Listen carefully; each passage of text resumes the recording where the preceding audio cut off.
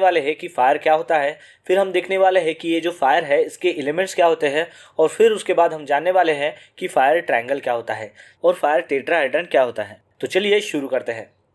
तो सबसे पहले जानते हैं कि फायर क्या होता है। तो उसकी डेफिनेशन है, fire is a chemical reactions of fuel with required amount of heat oxygen and during the reaction heat and light produces. Fire यानी कि एक ऐसा केमिकल रिएक्शंस होता है जिसमें फ्यूल हो गया, हीट हो गया और ऑक्सीजन्स हो गया, इन तीनों का एक केमिकल रिएक्शंस होता है और उस केमिकल रिएक्शन से हीट और लाइट जो है वो प्रोड्यूस होती है, उसे फायर कहते हैं। तो चलिए अब जानते हैं कि ये फायर के एलिमेंट्स क्या होते हैं। तो एलिमेंट्स ऑफ फायर में आता है सबसे पहले फ्यूल, फिर है ऑक्सीजन, फिर है हीट। लेकिन इसमें भी हमें एक बात समझना बहुत ही ज़रूरी है। जैसे कि एक रूम है, उसके कॉर्नर में हमने क्या किया, एक जगह पर फ्यूल रख दिया, दूसरे कॉर्नर में है ऑक्सीजन और तीसरे कॉर्नर में है हीट।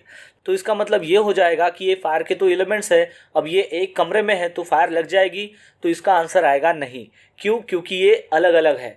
तो इसका मतलब ये है कि जब तक ये तीनों कंबाइन नहीं होंगे आपस में तब तक आग नहीं लगेगी, और ये कंबाइन होने के बाद जब तक उसमें एक केमिकल रिएक्शन, जैसे कि हमने डेफिनेशन में देखा था, वो जब तक नहीं होगा तब तक आग नहीं पकड़ेगी। तो इसमें चौथा पॉइंट जो है वो ऐड हो जाएगा, वो यानी कि चेन रिएक्शंस। यानी कि इन तीनों में जो रिएक्शंस होगी उसे चेन रिएक्शंस कहते हैं। वो जब तक नहीं होगी तब तक आग नहीं लगेगी। यानी कि उसके एलिमेंट्स ऑफ फायर में 4 फैक्टर आएंगे, वो हो जाएगा फ्यूल, हीट, ऑक्सीजन और लास्ट में चेन रिएक्शन। चलिए अब जानते हैं कि फायर ट्रायंगल क्या होता है।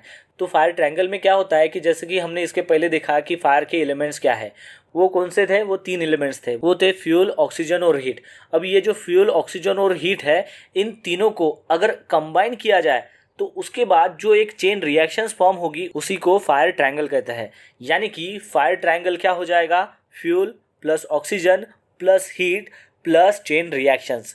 ये जब चारों कंबाइन होंगे तभी फायर ऑकर होगी और फिर उस फायर को फायर ट्रायंगल कहेंगे। आपको एक बात यहाँ पर ध्यान में रखनी है कि अब फायर ट्रायंगल को फायर टेट्राहेड्रन कहते हैं, क्योंकि पहले फायर ट्रायंगल में 3 कंपोनेंट्स आते थे, वो थे ऑक्सीजन, हीट और फ्यूल।